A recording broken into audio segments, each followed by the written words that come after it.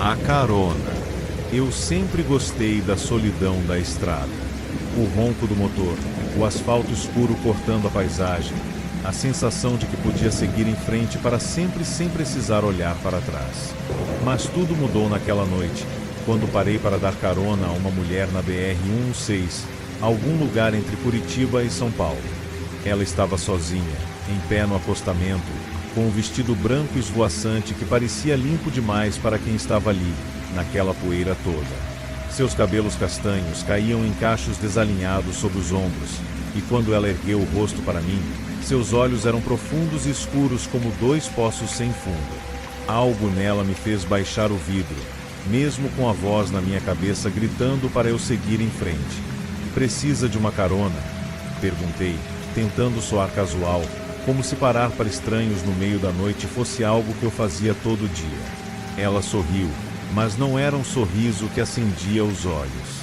Era algo vazio, como uma máscara puxada por fios invisíveis.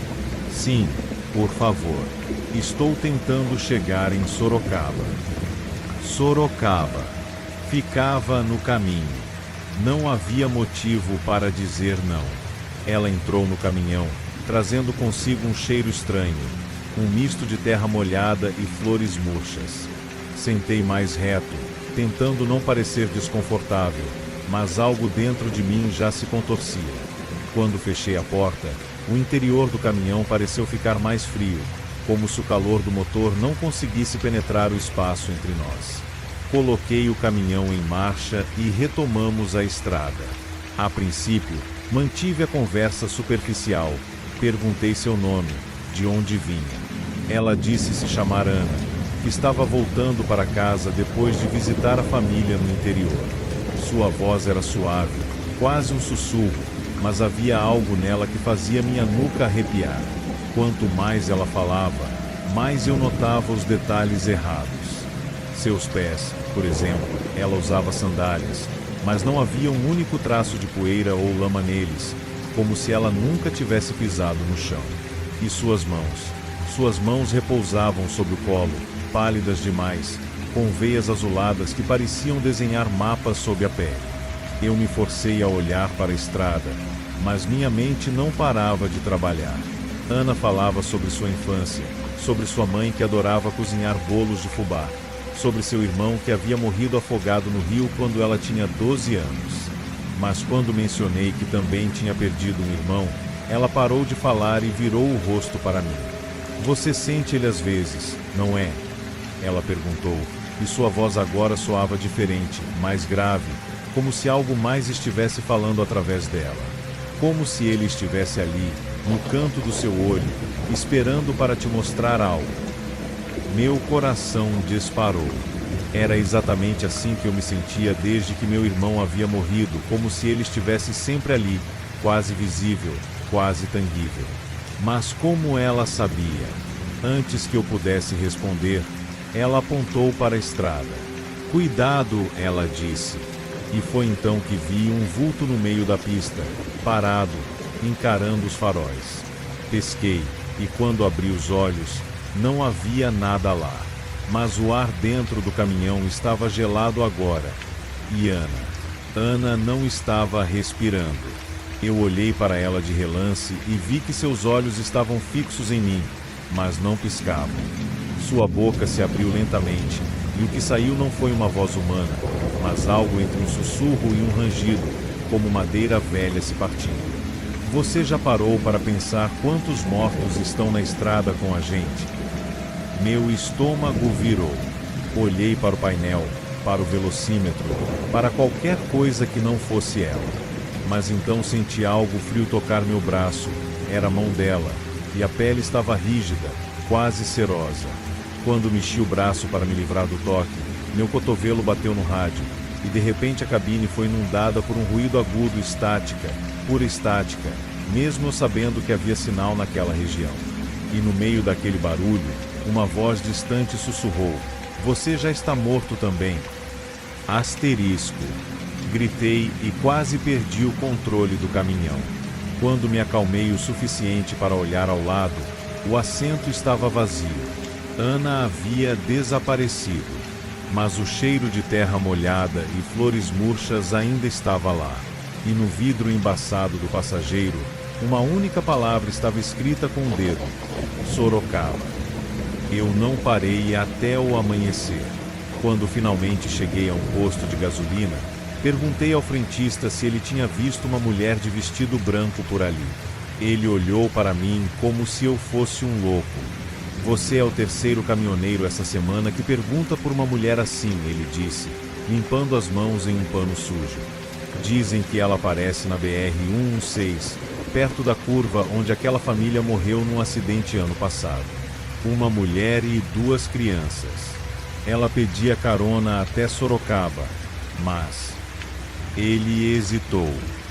Sorocaba era onde iam enterrá-las. Senti o sangue esfriar, porque agora eu me lembrava, tinha visto aquela notícia. Um caminhão perdeu o freio, bateu em um carro. A mulher e as crianças morreram na hora. E o motorista do caminhão fugiu sem prestar socorro. Naquela noite, quando fechei os olhos no motel barato, sonhei com Ana. Ela estava no meio da estrada, de vestido branco, segurando as mãos de 2 crianças pequenas. Elas me olhavam, e eu sabia, no fundo da minha alma, que não era um sonho. Era um aviso, porque a próxima vez que eu parasse na BR-116, elas estariam esperando. E dessa vez, eu não teria para onde fugir.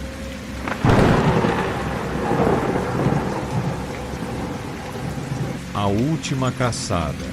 Eu nunca deveria ter voltado àquela floresta.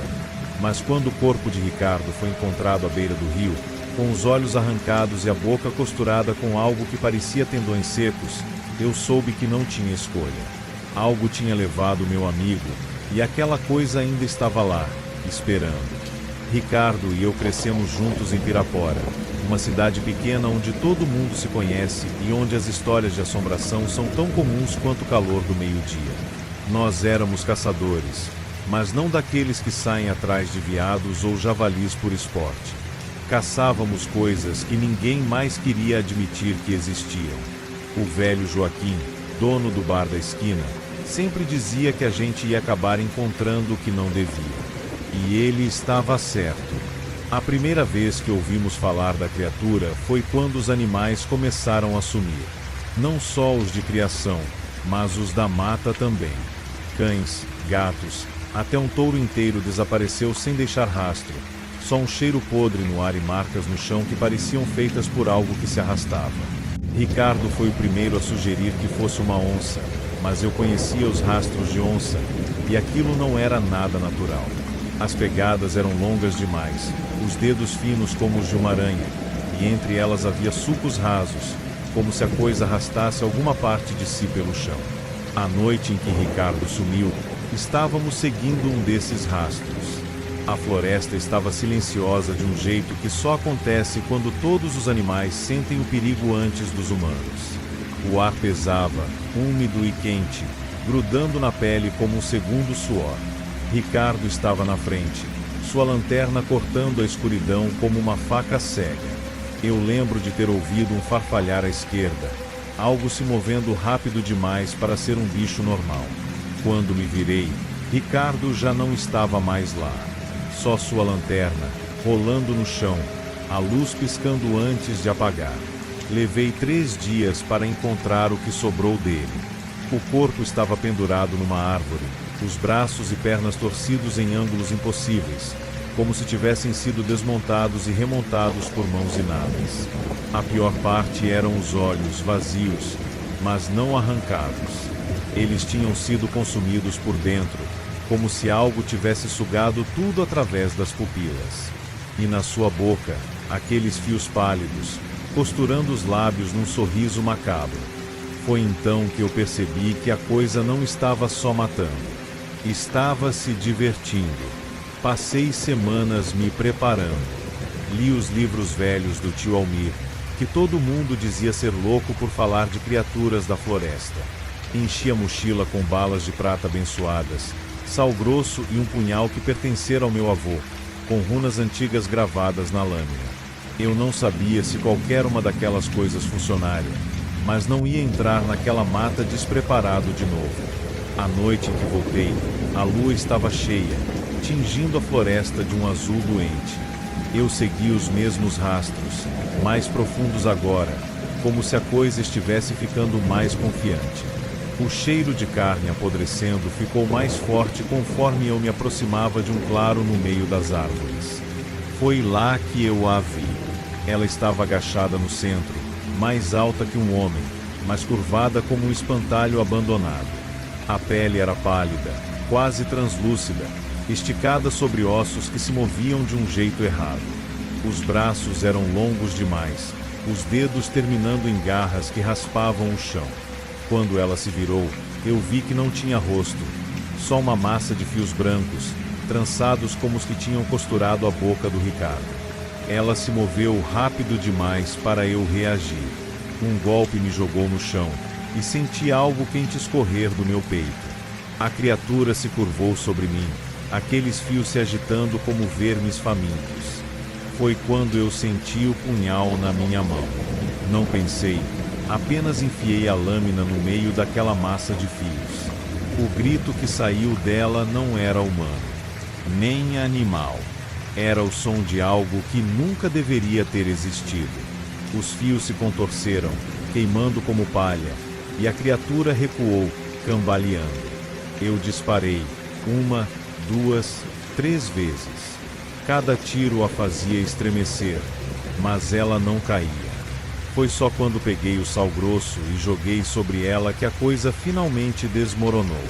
Os fios se desfizeram em pó, e o que restou foi apenas uma massa enrugada, secando rápido como um inseto esmagado.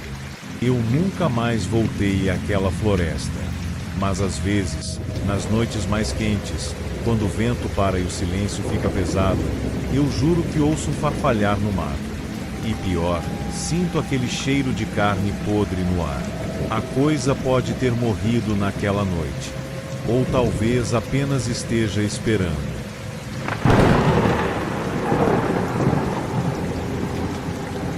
A enfermeira das sombras. Eu sempre achei que servir a Deus significava enfrentar o mal de frente, mas nunca imaginei que o mal pudesse vir disfarçado de quem já partiu. Meu nome é Irmã Marta, e por 20 anos cuidei dos enfermos no Hospital Santa Luzia, em São José do Rio Preto. Vi muitos morrerem sob meus cuidados, alguns em paz, outros não tão pacificamente. Mas foi só depois daquela noite, quando o vento uivava como uma alma penada, que os mortos começaram a voltar. Tudo começou com o Sr. Antônio, um velho diabético que perdeu as pernas antes de perder a vida. Ele costumava ficar sentado no corredor, olhando para o vazio com olhos opacos. Quando morreu, pensei que seu sofrimento havia acabado. Até que uma madrugada, enquanto fazia minha ronda, vi sua silhueta arrastando-se pelo chão, os cotos das pernas deixando um rastro úmido no linóleo. Seus lábios se moveram, mas o som que saiu não era humano. Era um sussurro de insetos rastejando em folhas secas. No dia seguinte, comentei com a enfermeira Renata, mas ela apenas riu, dizendo que o cansaço estava me pregando peças. Eu quis acreditar nela. Até que veio a Dona Maria, uma senhora que morreu de pneumonia, sufocada em seu próprio líquido. Ela apareceu no fundo do espelho do banheiro, seus pulmões inchados como balões cheios de água, seus dedos batendo no vidro como se quisesse sair. Dessa vez, não contei a ninguém. O hospital sempre teve seus segredos. As paredes ouviam gemidos que ninguém mais percebia, e o porão, onde guardavam os corpos antes do necrotério, exalava um cheiro de carne estragada mesmo quando estava vazio. Mas algo mudou desde que o garoto Lucas morreu. Ele tinha apenas 8 anos, vítima de uma febre que nenhum médico conseguiu explicar. Sua mãe, a pobre Adriana, chorou por 3 dias seguidos até desmaiar de exaustão. Na noite do enterro, eu juro que ouvi risadas infantis ecoando pelo corredor da pediatria. Naquela mesma noite, vi Lucas sentado no final da minha cama, seus olhos escuros como buracos sem fundo. Ele segurava um ursinho de pelúcia, mas o bicho estava encharcado de algo que não era água. Irmã Marta, ele sussurrou, por que você não me salvou? Tentei rezar, mas as palavras morreram na minha garganta quando ele começou a sangrar pelos olhos, o líquido vermelho escorrendo como lágrimas espessas. Desde então, eles vêm com mais frequência.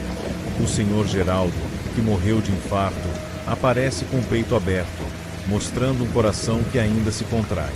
A jovem Carla, que se enforcou no banheiro da ala psiquiátrica, balança no teto como um fantoche de cordas, seu pescoço estalando a cada movimento. Eles não falam, não com palavras, mas eu entendo o que querem. Eles não estão aqui por acaso. Algo os trouxe de volta. Algo que está crescendo no hospital, alimentando-se do nosso medo. Às vezes, quando passo pelo corredor escuro que leva ao porão, sinto uma presença mais densa que as outras, algo que observa de dentro das sombras. Algo que espera. Eu não sei quanto tempo mais aguentarei. As orações já não me protegem, e a cruz que carrego no pescoço esquenta como se estivesse em chamas quando eles se aproximam. Sei que logo vou juntar-me a eles. E quando isso acontecer, quem vai cuidar dos vivos? O pior não são os mortos, irmã Marta. O pior é saber que, quando você virar essa esquina escura, pode não ser um deles que estará esperando por você, mas sim aquilo que os trouxe de volta. E aquilo tem fome.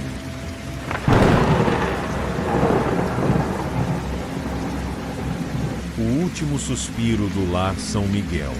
Eu nunca acreditei em fantasmas até começar a trabalhar no Lar São Miguel. Quando me mudei para Curitiba, precisava de um emprego rápido e cuidar de idosos parecia tranquilo. O lugar era antigo, com paredes descascadas e um cheiro persistente de desinfetante e algo mais. Algo doce e podre, como carne esquecida no fundo da geladeira. A primeira noite foi quieta. Os residentes, Dona Marta, Seu Francisco, Dona Isaura dormiam cedo, e meu trabalho era apenas verificar se estavam respirando. Mas na segunda noite, ouvi-o arrastar de pés no corredor. Pensei que fosse o velho Ademar, que às vezes vagava sonâmbulo. Segui o som até o quarto 12, onde a porta estava entreaberta. Lá dentro, Dona Isaura estava sentada na cama, os olhos arregalados, fitando o canto mais escuro do quarto. Seus lábios tremiam, mas nenhum som saía. Quando me aproximei, ela agarrou meu pulso com uma força que não deveria existir em mãos tão frágeis. Ela vem buscar um todo dia, sussurrou, antes de cair para trás, morta. O médico disse que foi um infarto. Natural, considerando a idade. Mas eu sabia que não era natural, porque na noite seguinte, foi Seu Francisco quem gritou antes de seu coração parar. E na outra, Dona Marta acordou toda a equipe com um berro que ecoou pelos corredores vazios. Quando chegamos, ela estava encolhida no chão, os dedos retorcidos como se tivesse tentado escapar de algo. Eu comecei a notar padrões. Sempre depois da meia-noite, sempre no quarto mais frio do corredor leste. E sempre, havia um cheiro no ar antes, como terra molhada e flores murchas. Os outros funcionários evitavam falar sobre isso.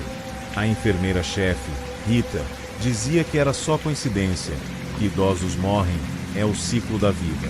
Mas eu via o medo nos olhos dela quando as luzes piscavam.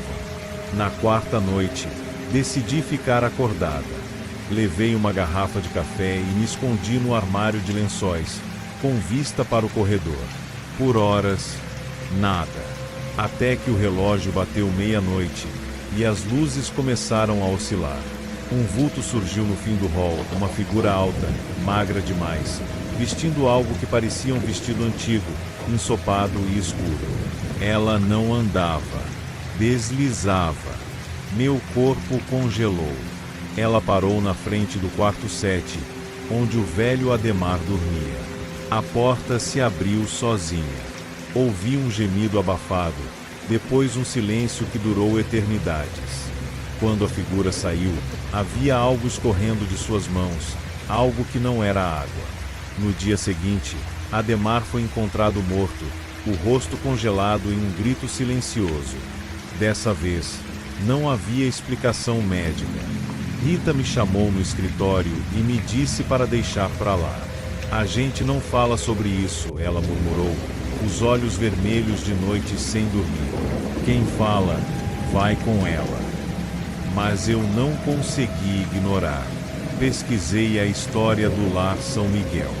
Antes de ser um asilo, era um hospital onde crianças morriam de febre tifoide. E antes disso, uma casa onde uma mulher chamada Carmen enforcou os 3 filhos antes de se jogar no poço. Dizem que ela chorava por eles todas as noites, até que um padre a amaldiçoou a nunca mais tocar nos vivos. Mas padres erram, e maldições se desgastam. Na última noite, eu sabia que seria minha vez.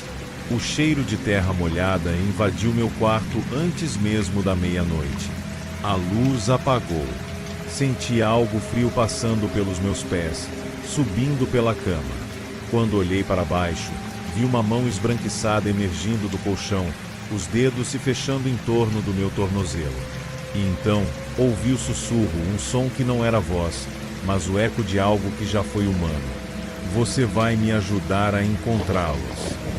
Agora, escrevo isso no porão do Lar São Miguel, onde ela me trouxe. Os idosos continuam morrendo, um por noite. E eu ajudo ela a contar. Porque se não for um deles, será você. E ela está com fome.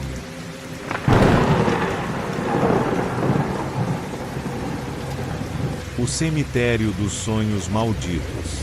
Eu nunca acreditei em fantasmas até que eles começaram a me visitar todas as noites. Meu nome é João Batista.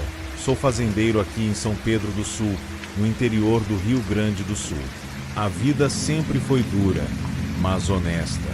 Trabalhei a terra desde os 12 anos. Herdei essa fazenda do meu pai, que a herdou do meu avô. Nunca tivemos luxo, mas nunca faltou comida na mesa.